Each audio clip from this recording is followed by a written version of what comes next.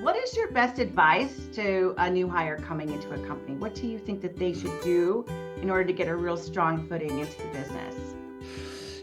I think there's a couple of things. The first is going to be their attitude and outlook. Mm-hmm. And what I mean by that, and I'm going to actually go back to a conversation I had about this time last Tuesday.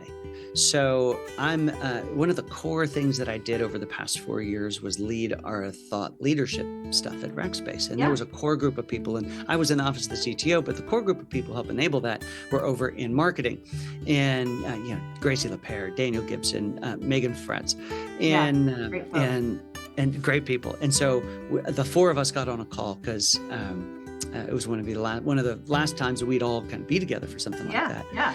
And so I think I'm going to answer your question about how somebody gets in with the same words that I said to them as we were leaving an environment. And that is, corporations will come and go. And the corporation doesn't have a heartbeat. It doesn't have a soul. All of those things, it forms one, but it forms one in the people that are there. We're all there to do a thing. You're hired to do a job. Mm-hmm. That corporation has a need. Your car needs gas and it needs oil, and it will consume those things. And when it's done with them, the oil you got to drain to get new oil. The gas you got to go get new gas. But when you think about a corporation as a machine that needs people, you're being consumed by the organization. Let's be clear about that. The business, the Rackspace technology, the CloudReach who I worked for before, or any of the other companies, they're businesses that exist to do a thing, and they will need you for a while, and then they will not need you, and it is okay. Both of those are good things, and it's no reflection on you.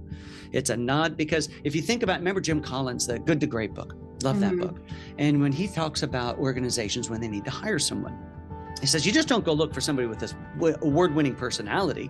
I mean, you may get to that point, but you start with, think of it as a bus, and think about each seat on the bus as a precious seat on the bus that has to be filled with individuals that help the bus move forward.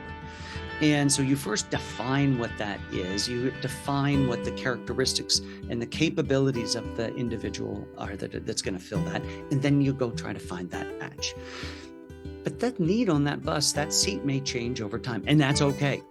But so you're in there to do a thing. So when you say with somebody who's new in their career and they're starting at an organization, really get to know the people, because one, they're the ones who are going to help you get the things done that you have there to do there, because you can't do it yourself. And that doesn't mean just on your team.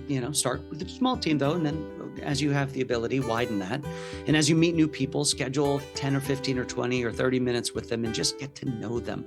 Everyone likes to talk about themselves. Brandy reached out to me, everybody, a week ago and said, hey, want to be on the podcast? Of course I do, because I get to talk. Everyone loves to talk. So I think, if I were going to give you one nugget, and that would be to reach beyond your department, your organization, and reach higher in the organization and say, hey, look, you're somebody I really admire. It seems like you've done a lot of really cool things here. Do you have 30 minutes in the next month or month and a half that you could spare? Every leader has a half an hour somewhere. Yeah, agreed.